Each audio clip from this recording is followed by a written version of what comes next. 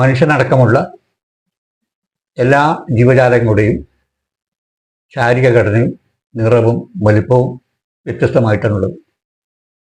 ആ വ്യവസ്ഥാപിതമായ മാറ്റങ്ങൾ എല്ലാ ജീവജാലങ്ങൾക്കും വിഭിന്നമായിട്ടാണ് കാണുന്നത്. ഇങ്ങനെ ഓരോ ജനവിഭാഗത്തിൻ്റെയും ആവാസ വ്യവസ്ഥകൾ വ്യത്യസ്തമായതുകൊണ്ട് ഇതെങ്ങനെയാണ് ഇത് രൂപാന്തരപ്പെട്ടത് എന്നതായിരുന്നു 1850 ചാൾസ് ഡാർവിൻ തൻ്റെ തിയറി ഓഫ് എവല്യൂഷൻ ലോകത്തിന് മുമ്പാകെ അവതരിപ്പിച്ചത്. ഇതിന് പരിണാമപരമായ മാറ്റങ്ങൾക്ക് വിധേയമായിട്ടുണ്ടെന്നും ഏകകോശ ജീവികളിൽ നിന്നാണ് ഇന്ന് ബഹുകോശ ജീവികളായിരിക്കുന്ന പരിണാമത്തിൻ്റെ ഫലമായിട്ടാണ് മനുഷ്യൻ എന്ന ഈ കാലഘട്ടത്തിൽ അതിജീവിക്കുന്ന നാം ഉണ്ടായത് എന്നതാണ് ചാൾസ് ഡാർവിൻ്റെ ആദ്യത്തെ ലോകത്ത് അവതരിപ്പിച്ച എവല്യൂഷൻ തിയറി. ഇന്നത് പ്രചാരം ലഭിച്ചുകൊണ്ടിരിക്കുകയാണ്. ഈ കാലഘട്ടത്തിൽ ഇന്നത് പ്രസക്തമാണോ? മനുഷ്യൻ പരിണമിച്ചുണ്ടായതാണോ? ഓരോ സ്പെഷ്യസും വ്യത്യസ്തമായ നിലയിലുണ്ടായപ്പോൾ അതെന്തുകൊണ്ടാണ് അങ്ങനെ ഉണ്ടായത്? ഭാഷാപരമായും ചിന്താപരമായും അതുപോലെ തന്നെ സ്വഭാവത്തിലും എല്ലാം തന്നെ ലോകത്തൊരു ഏകീഭവിച്ച ഭാവം കാണുന്നില്ല. ചാൾസ് ഡാർവിൻ പരിണാമ സിദ്ധാന്തം ആവിഷ്കരിച്ചപ്പോൾ അതിന് മറ്റൊരു ഉപാധിയായിട്ട് അദ്ദേഹം കണ്ടത് സർവൈവൽ ഓഫ് ഫിറ്റസ് എന്നുള്ളതാണ്. അർഹതയുള്ള അതിജീവിക്കും. അങ്ങനെ അതിജീവനത്തിൻ്റെ അടിസ്ഥാനമായി നിൽക്കുന്ന ഘടകം മനുഷ്യ പരിണാമത്തോടുകൂടി ശാരീരികമായ മാറ്റങ്ങൾ നിലക്കുകയും പിന്നീട് മനുഷ്യൻ ബുദ്ധിപരമായ നിലയിൽ വിവേകപരമായ നിലയിൽ വളർന്നു വരികയും ചെയ്തു എന്നുള്ളതാണ് വസ്തുത. 10,000 ആണ്ടുകൾക്ക് മുമ്പേ ചാൾസ് ഡാർവിൻ്റെ നിഗമനപ്രകാരം ചിമ്പൻസി എന്ന് പറഞ്ഞ ഒരു മൃഗത്തിൽ നിന്നാണ് മൃഗം കാലക്രമേണയാണ് മനുഷ്യനിലേക്ക് പരിണമിച്ചുണ്ടായിരുന്നത്. ജിറാഫ് പോലെയുള്ള മൃഗങ്ങൾ അതിന് ഭക്ഷണത്തിന് വേണ്ടി സസ്യഭുക്കായ ജിറാഫിന് ഭക്ഷണത്തിന് വേണ്ടി വിഷം വന്നപ്പോൾ അതില്ലാതൊരു കാലഘട്ടത്തിൽ അതിൻ്റെ ആഹാരം സമ്പാദിക്കാൻ വേണ്ടിയാണ് അതിൻ്റെ കഴുത്തുകൾ വളർന്നു വന്നതെന്നും അർഹിക്കാത്തവർ അത് നശിച്ചുപോയി എന്നുള്ള ഒരു നിഗമനമാണ് ഒരു ചാർജാവൻ ലോകത്തോട് അവതരിപ്പിച്ചത്. ഈ സിദ്ധാന്തം ഇന്നും അവശേഷിക്കുക. മനുഷ്യൻ്റെ ആവിർഭാവം ആഫ്രിക്കയിൽ നിന്നാണെന്നും അവിടെ മൈഗ്രേറ്റ് ചെയ്തുകൊണ്ടാണ് വ്യത്യസ്ത രാജ്യങ്ങളിൽ അത് പടർന്നതെന്നും ഒരു നിഗമനമുണ്ട്. മറ്റൊരു കാര്യം, ഇതിന് നിദാനമായിട്ടുള്ളത് ഫോസിലുകൾ എടുത്തിട്ടാണ്. ലക്ഷക്കണക്കിന് ആണ്ടുകൾക്ക് മുമ്പേ മനുഷ്യൻ ജീവിച്ചിരുന്നിരുന്നു അവരുടെ ഫോസിലുകൾ പരിശോധിച്ചിട്ടാണ് മനസ്സിലാക്കാൻ സാധിച്ചത്. എന്നാൽ ഇതും ഇന്ന് ഒരു ചോദ്യം ചെയ്യപ്പെട്ട ഒരവസ്ഥയിലേക്ക് വന്നിരിക്കുന്നു. മനുഷ്യൻ പരിണമിച്ചുണ്ടായതാണ് എന്നതിന് ഉപോത്ബലകമായി ഭൗതികമായ കുറെ കാഴ്ചപ്പാടുണ്ടെങ്കിൽ പോലും അത് പൂർണ്ണമായിട്ടും അത് വിശ്വസിക്കാൻ ആവുന്നില്ല എന്ന ഒരാശയം ചാൾസ് ഡാർവിൻ്റെ ആദ്യഘട്ടങ്ങൾ തന്നെ ഉടലെടുത്തിരുന്നു. പക്ഷെ അത് പിന്നീട് അതിന് ഉപോത്ബലകമായിട്ട് മറ്റൊരു സിദ്ധാന്തം ലോകത്ത് അവതരിതമായിട്ടില്ല. ചാൾസ് ഡാർവിൻ്റെ പരിണാമ സിദ്ധാന്തം സർവൈവൽ ഓഫ് ഫിറ്റസ് എന്നും എവല്യൂഷൻ തിയറിയും നാച്ചുറൽ സെലക്ഷൻ എന്നുള്ള ആ ഒരു മുൻധാരണ വെച്ചുകൊണ്ടുള്ള നിഗമനങ്ങൾ നൂറ്റാണ്ടുകൾ കഴിഞ്ഞപ്പോൾ അതിൻ്റെ പരിണതപരമായിട്ടുള്ള ആശയപരമായ നല്ല പരിണാമങ്ങളുണ്ടായി, ബുദ്ധിപരമായ വികാസങ്ങളുണ്ടായി. മനുഷ്യൻ്റെ ബുദ്ധി, തലച്ചോർ, മസ്തിഷ്കം മറ്റുള്ള മൃഗങ്ങളിൽ നിന്ന് വ്യത്യസ്തമാണെന്ന് കണ്ടെത്താൻ സാധിച്ചു. ഒരു മൃഗത്തിൻ്റെയും മസ്തിഷ്കത്തിൻ്റെ ഘടനയും മനുഷ്യൻ്റെ മസ്തിഷ്കവും തമ്മിൽ വളരെയേറെ വ്യത്യാസമാണെന്ന് കണ്ടെത്താൻ സാധിച്ചു. ഈ വൈവിധ്യം എങ്ങനെ വന്നത് എന്നതിനെക്കുറിച്ച് ഡാർവിൻ ഒന്നും തന്നെ അന്ന് പറഞ്ഞില്ല. കാരണം വെറും ഭൗതികമായ കാഴ്ചപ്പാടിലൂടെ മനുഷ്യന്റെ പരിണാമഘട്ടങ്ങളെല്ലാം തന്നെ കടന്നു വന്നത് കാലാവസ്ഥയുടെയും അതുപോലെ തന്നെ എൻവയോൺമെന്റ് പരിസ്ഥിതിയുടെ അടിസ്ഥാനത്തിലാണ് പരിണാമത്തിന്റെ പ്രക്രിയകൾ നടന്നതെന്ന ഡാർവിന്റെ തിയറി ഇന്ന് ചോദ്യം ചെയ്തുകൊണ്ടിരിക്കുകയാണ്. ഇതിന് ഉപോത്ബലകമായിട്ടുള്ള ഏറ്റവും വലിയ ഘടകം അടുത്ത കാലത്ത് 20 വർഷങ്ങൾക്ക് മുമ്പ് ജീനോം പ്രൊജക്ട് അവതരിപ്പിച്ചപ്പോഴാണ്. ജീനോം പ്രൊജക്ട് ലോകത്ത് അവതരിക്കുന്ന കാലഘട്ടത്തിൽ 6 രാജ്യങ്ങളാണ് ഇതിന് ഇൻവോൾവ് ആയത്. UK, USA, France, German, Japan, China. ഈ 6 രാജ്യങ്ങൾ കൂടി ചേർന്ന് 13 വർഷം നിരന്തരമായ പര്യടനം നടത്തിയതിന്റെ പേരിൽ ആണ് ഈ ജീനോ മാപ്പിംഗ് രൂപാന്തരപ്പെടുത്തിയത്. ഇതിന് ഉപോത്ബലകമായ കുറെ തെളിവുകൾ ഹാജരാക്കപ്പെട്ടിട്ടുണ്ട്. മനുഷ്യൻ പരിണമിച്ചുണ്ടായതിൻ്റെ തെളിവായിട്ട് ഡാർവിൻ കണ്ടെത്തിയത് ചിമ്പൻസി എന്ന് പറഞ്ഞിരിക്കുന്ന ഒരു മൃഗമാണ്. ഈ മനുഷ്യന്റെ പൂർവികന്മാർ അതായിരുന്നു എന്ന് ഒരു ആശയമാണ്, ഒരു നിഗമനമാണ്, ഒരു എസംഷനാണ് ഡാർവിൻ പറഞ്ഞത്. അതിന് മൂലകമായ തെളിവുകളൊന്നുമില്ലായിരുന്നു. എന്നാൽ ഇന്ന് ജീനോം പ്രൊജക്ട് കണ്ടെത്തിയതോടുകൂടി ജീനോം മാപ്പിംഗ് ലോകത്ത് വ്യക്തമായ സ്ഥാപിക്കപ്പെട്ടിട്ടുണ്ട്.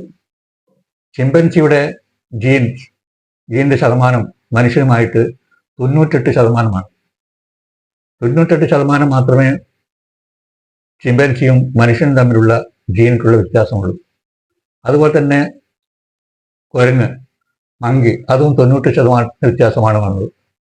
മറ്റുള്ള മൃഗങ്ങൾ, പൂച്ചയുടെയും ക്യാറ്റും ഡോഗും ഇതൊക്കെ നോക്കുമ്പോൾ 40-30% മാത്രമേ മനുഷ്യന്റെ ജീനുമായിട്ട് ബന്ധമുള്ളൂ. എന്നാൽ മനുഷ്യനെ സംബന്ധിച്ചിടത്തോളം 99.9% ഭൂമിയിലുള്ള എല്ലാ മനുഷ്യരുടെയും ജീനുക്കൾ ഒന്നാണ് എന്ന് ആശയം ലോകത്ത് പ്രഖ്യാപനം നടത്തിയപ്പോൾ ഇത് ഒരു വലിയൊരു വഴിത്തിരിവുണ്ടാക്കിയിരിക്കുകയാണ്. 2003 ഏപ്രിലാണ് ലോകത്ത് ജീനോം മാപ്പിങ്ങിനെ അവതരിപ്പിച്ചത്. ജെയിംസ് വാട്സൺ എന്ന ഒരു മഹൽ വ്യക്തിയാണ് ഇതിൻ്റെ ആശയങ്ങൾക്ക് രൂപഭാഗം കൊടുത്തത്. ഈ 6 രാജ്യങ്ങളുള്ള എല്ലാ ശാസ്ത്രജ്ഞന്മാരും 20ഓളം യൂണിവേഴ്സിറ്റികൾ ഇതിൻ്റെ പഠനത്തിന് തയ്യാറായി നിന്നു. $3 ബില്യൺ ഇതിനു വേണ്ടി ചെലവഴിച്ചത്. ഈ ജീനോം പ്രൊജക്ടിന്റെ ഒരു പ്രത്യേകത, മറ്റിത് കണ്ടെത്തിയിരിക്കുന്ന എല്ലാ ആശയങ്ങളും എല്ലാ ഗവേഷണങ്ങളും വ്യക്തിയിലധിഷ്ഠിതമാണ്. ചാൾസ് ഡാർവിൻ എവല്യൂഷൻ തിയറി കൊണ്ടെത്തപ്പോൾ കാൾ മാർക്സ് ക്യാപിറ്റലിസം കൊണ്ടുവരുന്നു. സിഗ്മണ്ട് ഫ്രോയിഡ് മനഃശാസ്ത്രത്തിന്റെ രൂപം കൊള്ളുന്നു. ഇങ്ങനെ ആൽബർട്ട് ഐൻസ്റ്റൈൻ E=mc² എന്ന് പറഞ്ഞിരിക്കുന്ന ഒരു വലിയ സിദ്ധാന്തം കൊണ്ടുവരുന്നു. അതിനോട് ഉപകരമായിട്ടാണ് മറ്റുള്ള എല്ലാ കാര്യങ്ങളും പിന്നീട് ആവർത്തിച്ചത്. പക്ഷേ ഈ 2003 കൊണ്ടുവന്നിരിക്കുന്ന ഈ ജീനോം പ്രൊജക്ടിന്റെ ആവിർഭാവത്തോടുകൂടി കഴിഞ്ഞ 20 വർഷങ്ങളായിട്ട് വിവിധ രാജ്യങ്ങൾ പഠനം നടത്തി വരികയാണ്.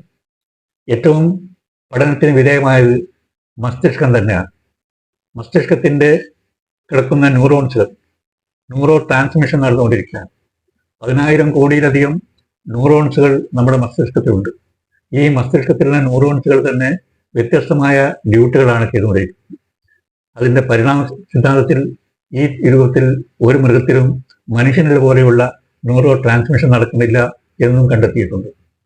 ഏത് മൃഗത്തെ പരിശോധിച്ചാലും ന്യൂറോ ട്രാൻസ്മിഷൻ വ്യത്യസ്തമാണ്. മനുഷ്യന്റെ സ്വഭാവത്തെ നിയന്ത്രിക്കുന്ന ഹോർമോണുകളുണ്ട്. ഡോപ്പാമിൻ, സിറോട്ടിൻ, ഓക്സിറ്റോസിൻ എന്ന് പറഞ്ഞിരിക്കുന്ന പ്രധാനപ്പെട്ട 100 ഹോർമോൺസുകൾ. ആ 3 ഹോർമോൺസുകളാണ് മനുഷ്യന്റെ ബിഹേവിയർ സ്വഭാവത്തെ നിദാനമായിട്ടുള്ളത്. ഡോപ്പാമിൻ എന്നത് സന്തോഷത്തിനുള്ള ഹോർമോണാണ്. സന്തോഷം ജനിക്കണമെങ്കിൽ ഇതിലുള്ള ഈ ഡോപ്പാമിൻ പ്രവർത്തിക്കണം. ഈ ഡോപ്പാമിൻ പ്രവർത്തിക്കണമെങ്കിൽ അതിലുള്ള ന്യൂറോ ട്രാൻസ്മിഷൻ സിനാപ്സ് എന്ന് പറഞ്ഞൊരു ഏരിയ ഉണ്ട്.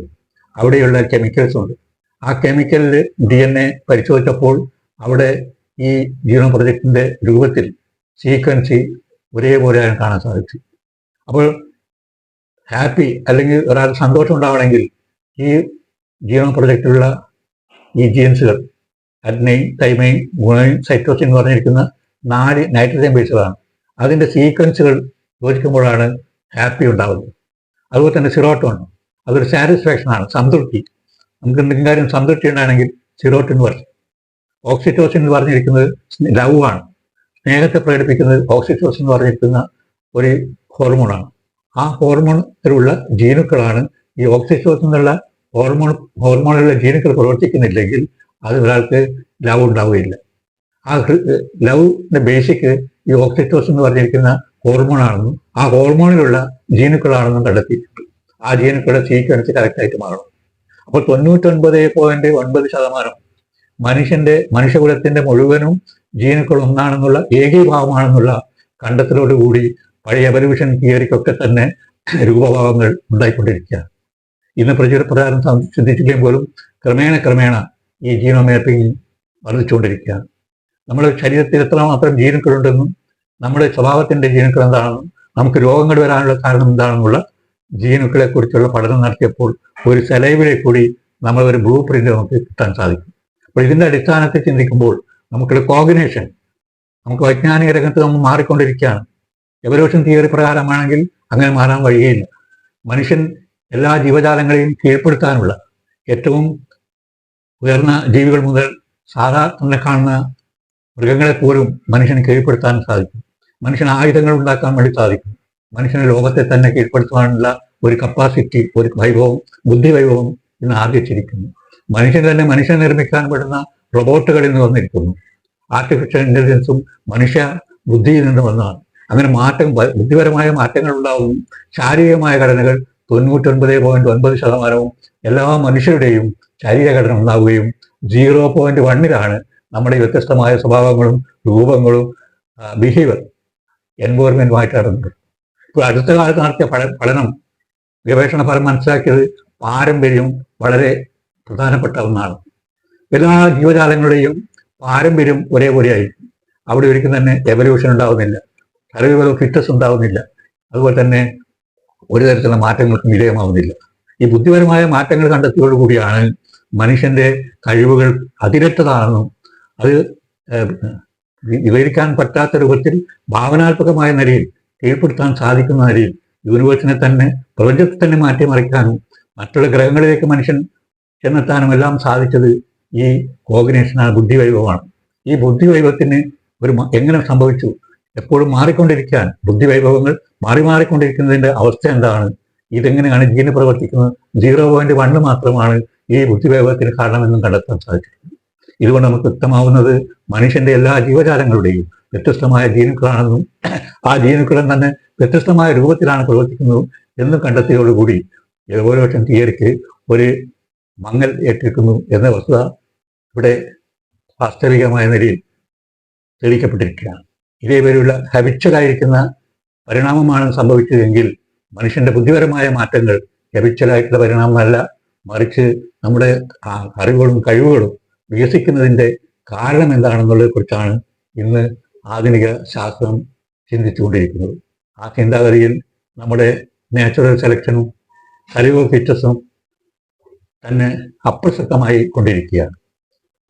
ഫോസിലെടുത്ത പരീക്ഷണങ്ങളോ അല്ലെങ്കിൽ പാരമ്പര്യത്തെ ചാക്കാക്കിക്കൊണ്ടുള്ള പരീക്ഷണങ്ങളോ ഇന്ന് വിജയിക്കുന്നില്ല എന്ന് മനസ്സിലാക്കിയതോടുകൂടി നമ്മുടെ ചിന്താപരമായ വൈഭവങ്ങൾ വർദ്ധിച്ചുകൊണ്ടിരിക്കുന്ന ഈ കാലഘട്ടത്തിൽ നമ്മുടെ ചിന്തയും നമ്മുടെ ബുദ്ധിയും വിവേകവും ദൈനംദിന മാറിക്കൊണ്ടിരിക്കുന്ന അവസ്ഥയിൽ നമുക്കിത് മാറി ചിന്തിക്കേണ്ടുന്ന ഒരു അനിവാര്യത ഇന്ന് വന്നിരിക്കുന്നു എന്ന വസ്തുത ഇവിടെ ഞാൻ അറിയിക്കുകയാണ്.